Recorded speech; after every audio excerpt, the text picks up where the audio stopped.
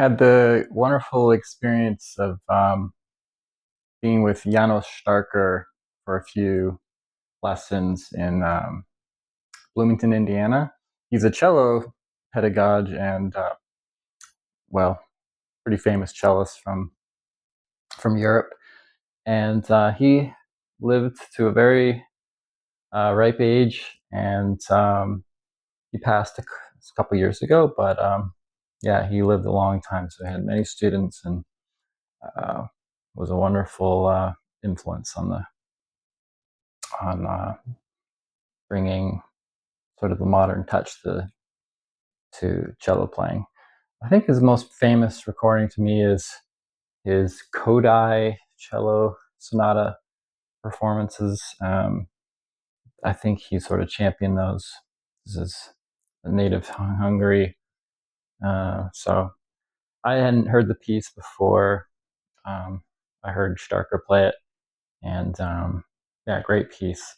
Another great piece, and if you're ever um, looking for new things to listen to, is the Kodai Violin Cello Sonata. I played that, and it is a real wonderful piece. But anyway, my first time with Janos Starker, he asked me to come to his studio. I was sort of preparing for an important audition, and my teacher sort of talked to him, and he said, "Yeah, come by." So I went by, and I had a lesson with him. And I don't think a lot of violinists typically go to the cello department for lessons, but it's like one of those things. It's like you cross pollinate in different things in your life, and I think that's really where a lot of learning can happen, actually. So I'm 6'3", and he has a cello box that his students play on, and so I was told to stand on the cello box. So I was up in the rafters, if you can imagine. My bow was getting pretty close to that ceiling there, in that small studio. And I played some unaccompanied Bach for him. And I believe I've talked about this in another video.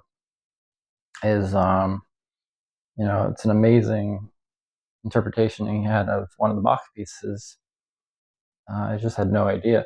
So, just sort of a shocking experience to be expecting certain things from a pedagogue, and then uh, have a completely different experience.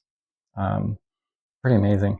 One of the takeaways from my time in Indiana that I'll probably never ever forget was something that Janos uh, taught me, and I wanted to share that with you. I would imagine this probably is really meant for cellists, because if you think, well, once I show you, it'll make sense.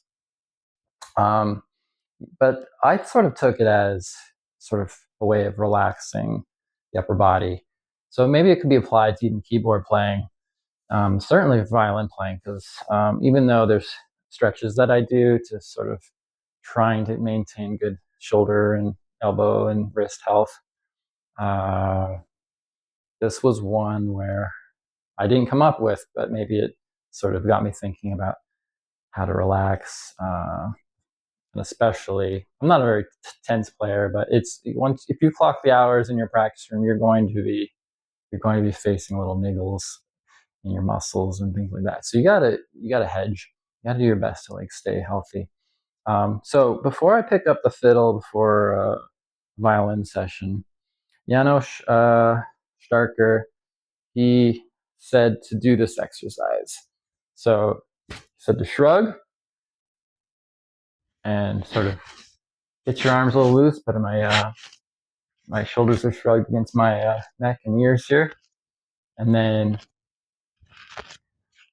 kind of do a big circle, and then that's the important part right there.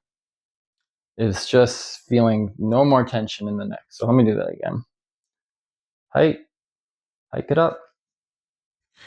This is something that I do, just sort of wave the arms so I can feel that they're relaxed. My My shoulders are tight though. And then this, and hold that, and then, and this is probably what he was intending to for his cellist to be in a position of your shoulders are sort of pitched this way, and then what happens is your elbows kind of have a place to sit in a way. Like it feels like there's two beach balls underneath my arms. So you should try it. But yeah, when you end up like this, there's a sort of there's a relaxation, even though I'm using muscles to hold up my apparatus. Like this is probably relaxing for certain muscles, this body position, but there's certain muscles that are actually working to hold the arms. So this is slightly different. You're actually relaxing your neck and your upper back quite a bit. It's just sort of like pushed out. And so this kind of relaxes a lot of the muscles in the arms, I feel. And it's there's a little tension here in this lat here, more than if you were just standing. The lat's not working. Here it is for sure. But that's a strong muscle. So everything else gets relaxed. So one more time. Pitch up.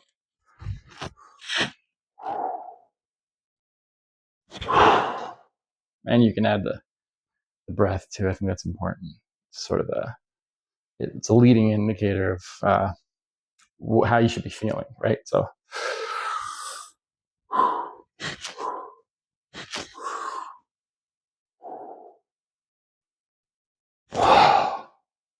yeah. And this is when you pick up your instrument.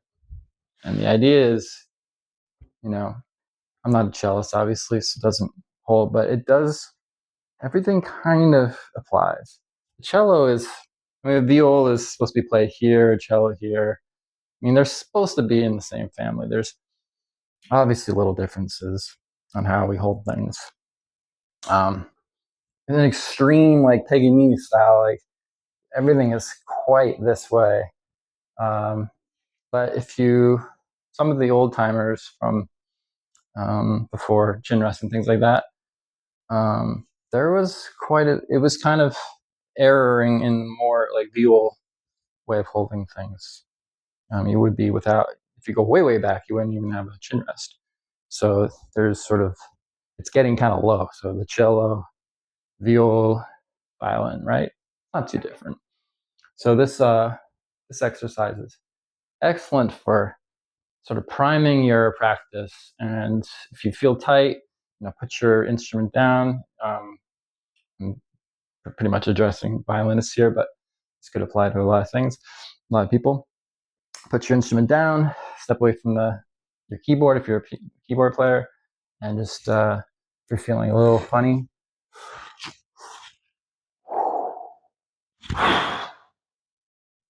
yeah, it's a really good exercise. Yeah, so I have to thank Janos Starker for that one, and many things I learned from him, but it's one of those things where I was just, general physique things I'm quite interested in. I'm into sports, so it's we're constantly thinking about how to like stay balanced and things like that. The worst thing is injuries for any activity. So if you're injured, you're out.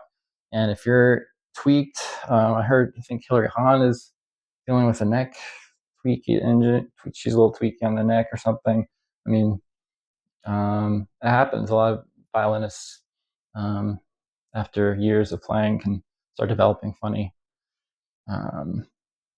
muscle problems. So try to pick up many little tricks as you move along in your learning experience and your musical life. And the ones that work, keep applying them. The ones that don't seem to do much, make sure you don't waste your time with them. But that one works for me, and I wanted to share that with you because it can save anyone from being a little tweaky and some neck muscles or things like that. That'd be great because we all want to be healthy, right? Okay.